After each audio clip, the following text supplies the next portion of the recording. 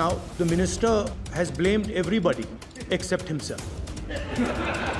எடுத்த எடுப்பிலேயே அவர் ஒரு விஷயத்தை முன்வைக்கிறாரு. நீட்டில் நடந்த குளறுபடிகள், நீட்ல நடந்த கொஸ்டின் பேப்பர் லீக், இப்படியான பிரச்சனைகளை முன்வைத்தால் ஒன்றிய கல்வி அமைச்சர் தர்மேந்திர பிரதான் தன்னை தவிர மீதி எல்லாரையும் பிளேம் பண்றாரு, தன்னை தவிர மீதி எல்லார் மேலையும் பழிய போடுறாரு அப்படின்னு சொன்னாரு. அப்படி சொன்ன உடனே எதிர்கட்சி வரிசையில் இருக்கிற எல்லாருமே சிரிச்சுட்டாங்க. ஒன்றிய அமைச்சர் பெரிய அசிங்கப்பட்டுட்டாரு.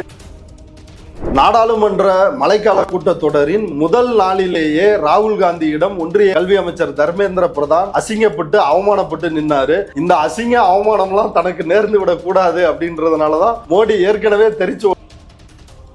ராகுல் இப்படி பேசின உடனே ஓம் பிர்லா சும்மா இருப்பாரா? தங்களுடைய எஜமானர்களுக்கு ஒரு பிரச்சனைனா ஒரு பதட்டம் வருமா வராதா? உடனே ஓம் பிர்லா கிளம்பி நீங்க கேள்வியை மட்டும், ஒரு பிரச்சனை இருக்குதுன்னா உடனே வெளிநாட்டுக்காரெல்லாம் நம்ம நாட்டை பத்தி என்ன நினைப்பா அப்படின்னு, இது ஒரு தேசபக்திக்கான விஷயம் மாதிரி ஓம் பிர்லா இதை கிளப்ப பார்த்தாரு.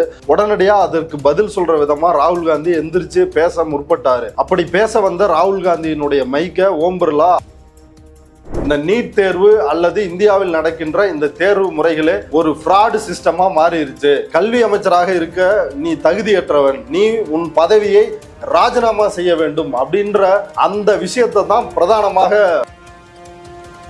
எருமை மாட்டு மேல மழை பெஞ்சதுன்னு சொல்லுவாங்க. அது இவங்கள எருமையோட ஒப்பிட்டா அது எருமைக்கு தான்.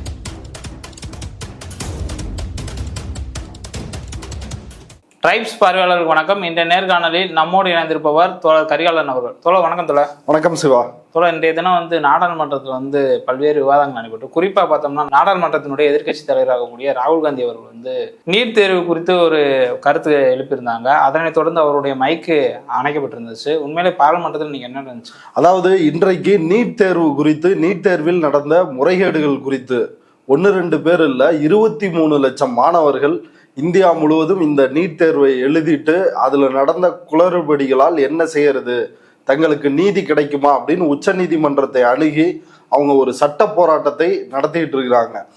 இதை நாடாளுமன்றத்தின் மக்களவையில் விவாதிக்க வேண்டும் அப்படின்னு எதிர்க்கட்சிகள் கோரிக்கை விடுக்கிறாங்க. அந்த கோரிக்கையின் அடிப்படையில் இன்றைக்கு விவாதம் நடக்கிறது.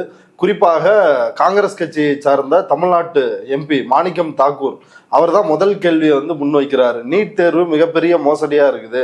கடந்த 7 ஆண்டுகளில் 70 முறை நீட் கேள்வித்தாள் கசிவு, அதாவது கொஸ்டின் பேப்பர் லீக் அப்படின்றது நடந்திருக்குது அப்படின்ற ஒரு கேள்வியை முன்வைக்கிறாரு. இதற்கு ஒன்றிய கல்வி அமைச்சர் தர்மேந்திர பிரதான் பொறுப்பேற்க வேண்டும், அவர் பதவி விலகணும் அப்படின்ற ஒரு கேள்வியை முன்வைக்கிறார். இதற்கு ஒன்றிய கல்வி அமைச்சராக இருக்கக்கூடிய தர்மேந்திர பிரதான் எந்திரிச்சு ஒரே போட்டாப்ல, 7 ஆண்டுகள 70 கொஸ்டின் பேப்பர் லீக்கா? அப்படி ஒண்ணு நடக்கவே இல்லை. அப்படி கொஸ்டின் பேப்பர் லீக் அப்படின்றது இதுவரைக்கும் நடக்காத ஒன்று. இதுவரைக்கும் பல்வேறு எக்ஸாம national testing agency NTA conduct பண்ணியிருக்கிறாங்க. அவங்க எந்த தவறையுமே செய்யல அப்படின்னு ஒரே போடா அவர் பதில் சொல்லிட்டாரு. அதற்கு விடாமல் மீண்டும் கேள்வி எழுப்பினாங்க. குறிப்பாக தமிழ்நாட்டினுடைய வட சென்னையின் எம்பியாக இருக்கக்கூடிய கலாநிதி வீராசாமி அவர் எந்திரிச்சு இந்த கேள்வியை கேட்டாரு. நீட்ல இவ்வளவு குளறுபடிகள் இருக்குது, அது மட்டும் இல்லாமல் தமிழ்நாட்டினுடைய நிலைப்பாடு நீட்டே வேணாம் அப்படின்றதான். அனிதால இருந்து பல மாணவர்கள் நீட்டால் தமிழ்நாட்டில் தற்கொலை செய்து கொண்டு இறந்திருக்கிறாங்க. நீட் இப்படி உயிர் பலி வாங்குகிறது அப்படின்ற ஒரு விஷயத்தை முன் வச்சாரு. அது மட்டும் இல்லாமல் எந்தெந்த மாநிலங்களுக்கு எக்ஸப்ஷன் கொடுக்கணுமோ, இந்த நீட் போன்ற தேர்வுகளை நடத்தணுமா வேண்டாமா அப்படின்றத மாநில அரசு தான் முடிவு பண்ணணும். அப்படி நடத்தணும்னு நினைக்கிற மாநிலங்கள் நடத்திக்கலாம். அதை ஒன்றிய அரசு மாநிலங்கள் மீது திணிக்க கூடாது அப்படின்ற ஒரு ஆர்குமெண்ட்டை முன் வச்சாரு. அந்த ஆர்குமெண்ட்டை முன்வைக்கிறதுக்கு முன்னாடி அவர் பேச ஆரம்பிக்கும் பொழுது ஒரு விஷயத்தை குறிப்பிட்டாரு. இவ்வளவு முக்கியமான விஷயத்த பேசுறோம், ஆனா பிரதமர் மோடி இந்த அவையை விட்டு போயிட்டாரு, ஒரு 5 நிமிஷம் இதுக்காக வெயிட் பண்ணிருக்கலாமே அப்படின்னு ஆரம்பிக்கிறாரு. அப்படி ஆரம்பித்தவரை ஓம் பிர்லா கொஸ்டினுக்கு வாங்க, இதெல்லாம் இங்க பேசாதீங்க, மோடி இருக்கிறத இல்லாததை பத்தி பேசக்கூடாது, மோடி மேடையில ஏறினா மணிக்கணக்கா பொய் சொல்றாரு, இஸ்லாமியர்களுக்கு எதிராக வதந்தியை வன்முறையை கட்டமைக்கிறாரு. ஆனா நாடாளுமன்றத்தில் ஒரு மக்கள் பிரச்சனையை, குறிப்பாக 23 லட்சம் மாணவர்கள் இளைய தலைமுறை பாதிக்கப்பட போகின்ற இந்த நீட் பிரச்சனையை குறித்து அவர் பேச மறுக்கிறார். அவையில அவர் இல்ல, எந்திரிச்சு வெளில போயிட்டார். அதை லாவகமாக கலாநிதி வீராசாமி குறிப்பிட்டு கேள்வியா எழுப்பினாரு. ஆனா ஓம் பிர்லா அந்த கேள்வியை அக்செப்ட் பண்ணல. இதற்கு பதிலளிக்கும் விதமாக ஒன்றிய கல்வி அமைச்சர் தர்மேந்திர பிரதான் எந்திரிச்சு என்ன சொல்றாருன்னா, இந்த தேர்வை நாங்க கொண்டு வரல, இது நீதிமன்றத்தின் மூலமாக கொண்டு வரப்பட்டது, அகில இந்திய அளவில் ஒன்றிய அளவில் ஒரு பொது நுழைவுத் தேர்வு வேணும் அப்படின்னு நீதிமன்றம் தான் சொன்னுச்சு அப்படின்னு நீதிமன்றத்தின் மேல பழிய போட்டாரு. இப்ப நீதிமன்றம் சொன்னா அதை அப்படியே கேட்டுருவீங்களா? நீதிமன்றம் தேர்தல் ஆணையர்களை பிரதமர், எதிர்க்கட்சி தலைவர், உச்ச நீதிமன்ற தலைமை நீதிபதி அப்படின்ற 3 பேர் கொண்ட குழு தான் தேர்வு செய்யணும். தலைமை தேர்தல் ஆணையராக இருந்தாலும் சரி, மற்ற தேர்தல் ஆணையர்களாக இருந்தாலும் சரி, அப்படித்தான் நியமனம் செய்யணும் அப்படின்னு ஏற்கனவே 5 நீதிபதிகள் கொண்ட அமர்வு உத்தரவிட்டாங்க. தேர்தலுக்கு முன்னாடி உடனடியாக அந்த உச்சநீதிமன்றத்தினுடைய உத்தரவை ரத்து செய்யும் விதமாக நாடாளுமன்றத்தில் தனது பெரும்பான்மையை பயன்படுத்தி மோடி அரசு இத 3 பேர் கொண்ட குழு ஏற்கனவே சொன்ன இல்லைங்களா, அப்படி தேர்வு செய்யாமல் பிரதமரால் முன்மொழியப்படுகின்ற கேபினெட் அமைச்சர், அதாவது மோடியினுடைய அமைச்சரவையில் இருக்கக்கூடிய ஒரு அமைச்சர், அப்புறம் எதிர்க்கட்சி தலைவர், இதுல உச்ச நீதிமன்ற தலைமை நீதிபதியை நீக்கிட்டு இதுல யார் மெஜாரிட்டி?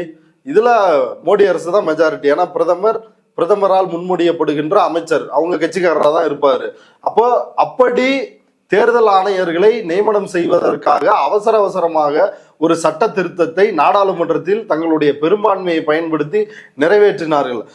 உங்களுக்கு தேவை எலெக்ஷன்ல ஜெயிக்கணும், தனக்கு வேண்டப்பட்ட ஒருத்தர் வேணும் அப்படின்னா உடனடியா நாடாளுமன்றத்தை கூட்டி செய்றீங்க. இதை உச்ச நீதிமன்றமே சொன்னா என்ன, எங்களால ஏத்துக்க முடியாதுன்னு தமிழ்நாடு எத்தனை முறை சொல்லுவது?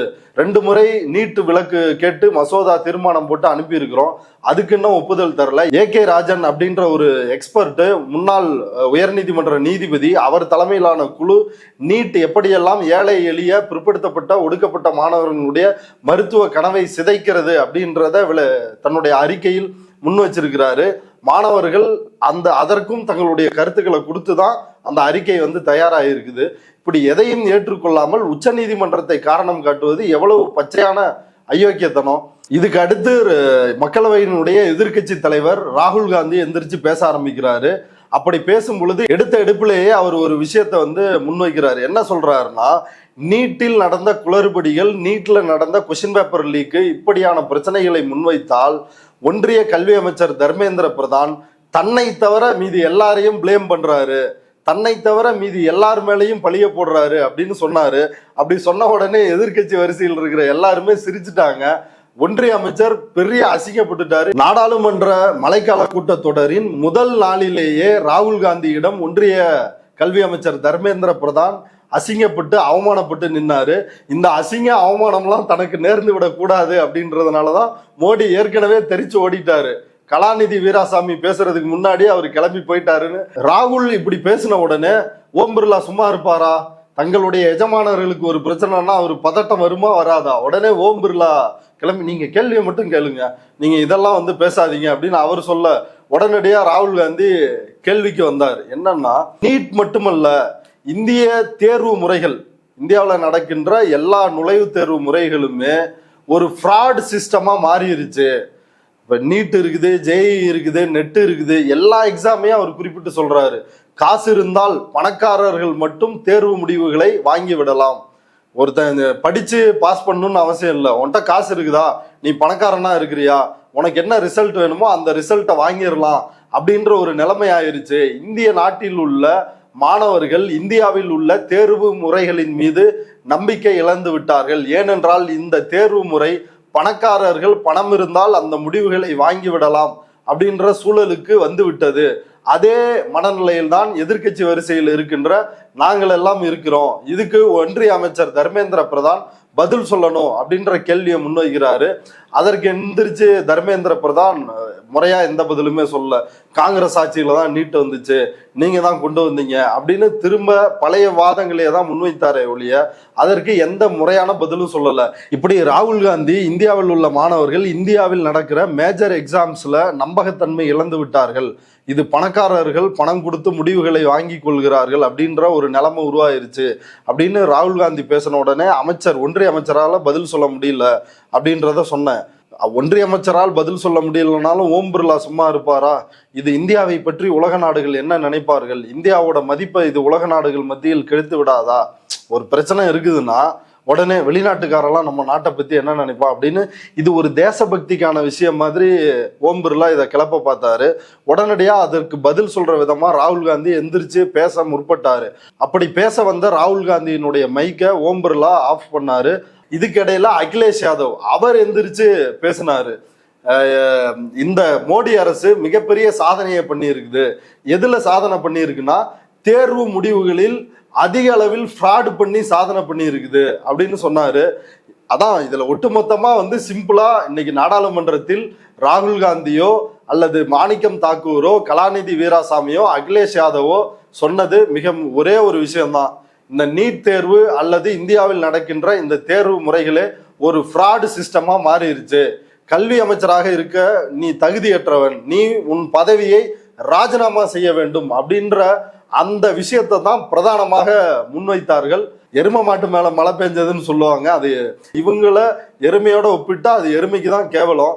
நீட் தேர்வை நடத்துகின்ற NTA நேஷனல் டெஸ்டிங் ஏஜென்சி, தேர்வு மையங்கள், அதுல போய் தன்னுடைய பிள்ளைகளை படிக்க வைக்கின்ற பணக்கார குடும்பங்கள், இது எல்லாம் சேர்ந்து ஒன்றிய அரசு இது எல்லாம் சேர்ந்து தான் இப்படி நீட் தேர்வில் இவ்வளவு பெரிய மோசடிகள் நடக்குது.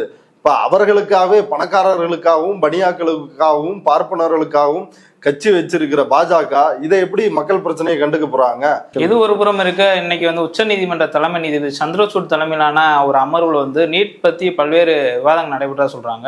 அப்படி என்ன நடந்தது? இல்ல, இன்னைக்கு உச்ச நீதிமன்றத்துல நடந்ததுல பல விஷயங்கள் பார்க்க வேண்டியது இருக்குது. ஆனா மையமா இதுல இருந்து நம்ம புரிஞ்சுக்க வேண்டிய ஒரே ஒரு செய்தி தான் இருக்குது. அதாவது நீதிமன்றத்தில் இன்னைக்கு நடந்ததுல இப்ப நீதிபதி சந்திரசூட்டோ இல்ல பர்திவாலாவோ இவங்க பாதிக்கப்பட்ட மாணவர்கள் தரப்பை பார்த்து கேட்கிறாங்க, இதுல சிஸ்டமேட்டிக்கா முறைகேடு நடந்திருக்குன்னு ப்ரூவ் பண்ணு அப்படின்னு பாதிக்கப்பட்ட தரப்பை பார்த்து கேட்கிறாங்க. பாதிக்கப்பட்ட தரப்பு என்ன, சிபிஐயா போலீஸா? அவங்க போய் இன்வெஸ்டிகேட் பண்ணி இதை கண்டுபிடிக்க முடியுமா? எந்த வாய்ப்புமே இல்லை. சிபிஐ வசம் இந்த வழக்கு இருக்குது. சிபிஐ ஒரு இடைக்கால அறிக்கையை கூட பாதிக்கப்பட்ட தரப்புக்கு தரல. அப்ப எந்த அளவுக்கு இன்வெஸ்டிகேட் பண்ணியிருக்கிறோம், எப்படியெல்லாம் இதுல முறைகேடு நடந்திருக்குது அப்படின்னு அதை விசாரிக்கின்ற அமைப்பான சிபிஐக்கு தான் தெரியும். அப்படி அந்த சிபிஐ எந்த அளவுக்கு இதை விசாரிச்சிருக்கிறோம் அப்படின்ற விவரங்களையே பாதிக்கப்பட்ட தரப்புக்கு தராமல் இருக்கும் பொழுது பாதிக்கப்பட்டவர்கள் எப்படி இதுல சிஸ்டமேட்டிக்கா முறைகேடு நடந்திருக்கு அப்படின்றத எப்படி சொல்ல முடியும்? ஆனா நீதிபதி நீங்க சொல்லுங்க அப்படின்றாரு. இது முழுக்க ஒரு அயோக்கியத்தனமான, ஒரு நியாயமற்ற, ஒரு அநீதியான அணுகுமுறை நீதிபதி சந்திரசூட்டினுடைய அணுகுமுறை. சிபிஐ ஏன் அறிக்கை தரல அப்படின்றதுக்கு நீதிபதி சந்திரசூட்டே ஒரு விளக்கம் தர்றாரு. என்ன சொல்றாருன்னா, இல்ல இந்த அறிக்கையை இப்ப கொடுத்தா, இந்த அறிக்கை பப்ளிஷ் வெளியே வந்துச்சுன்னா குற்றவாளிகள் எல்லாரும் உஷாராயிருவாங்க. அதனாலதான் நான் இந்த அறிக்கையை வெளியிட வேணாம், இல்ல பாதிக்கப்பட்ட தரப்புக்கு தர வேணாம்னு சொல்லி இருக்கிறேன் அப்படின்னு அவர் சொல்றாரு. இதுல எப்படி நியாயம் இருக்குது? அப்புறம் எப்படி சிஸ்டமேட்டிக்கா இதுல முறைகேடு நடந்திருக்குன்னு ப்ரூவ் பண்ண முடியும்? இன்னும் 4-5 நாள்ல கவுன்சிலிங் இருக்குது, மெடிக்கல் கவுன்சிலிங். இன்னும் அது இப்போ ஒரு இடைக்காலமா இதுக்கு ஒரு ஸ்டேயாவது கொடுக்கணும். இந்த தேர்வு இவ்வளவு முறைகேடு இருக்குது, இது நடந்தது செல்லாது, இந்த தேர்வு முடிவுகள் செல்லாது அப்படின்னு ஒரு இன்ட்ரீம் ஆர்டர் கொடுத்துருக்கணும். அப்படி எதுவுமே கொடுக்காம பாதிக்கப்பட்ட தரப்பையே பார்த்து திரும்ப நோண்டுவது, நீங்க ப்ரூவ் பண்ணுங்க அப்படின்னு சொல்றது ரொம்ப அயோக்கியத்தனமானது. இது மட்டும் இல்லாமல் நீதிபதி சந்திரசூட் சொல்றாரு, இந்த தேர்வே முழு நம்பகத்தன்மையற்றது, இதனுடைய புனிதம் முழுசா கெட்டு போயிருச்சு, பாதி கெட்டு போனாலாம் ஒத்துக்க மாட்டாராம், முழுசா கெட்டு போயிருச்சுன்னு நிரூபிச்சா மட்டும்தான் இப்ப நடந்திருக்கிற நீட் தேர்வை ரத்து பண்ணுவாராம், இல்லைன்னா ரத்து பண்ண மாட்டாராம். அப்ப இதுல நீதி கிடைக்காது அப்படின்றதான் ஒரு அப்பட்டமாக தெரிகின்ற ஒரு உண்மையாக இருக்கிறது. நீதிமன்றத்தையோ நாடாளுமன்றத்தையோ மாணவர்கள் நம்பி இருக்க தேவையில்லை. மாணவர்கள் வீதியில் இறங்கி போராடித்தான் இந்த பிரச்சனையை தீர்க்க முடியும்.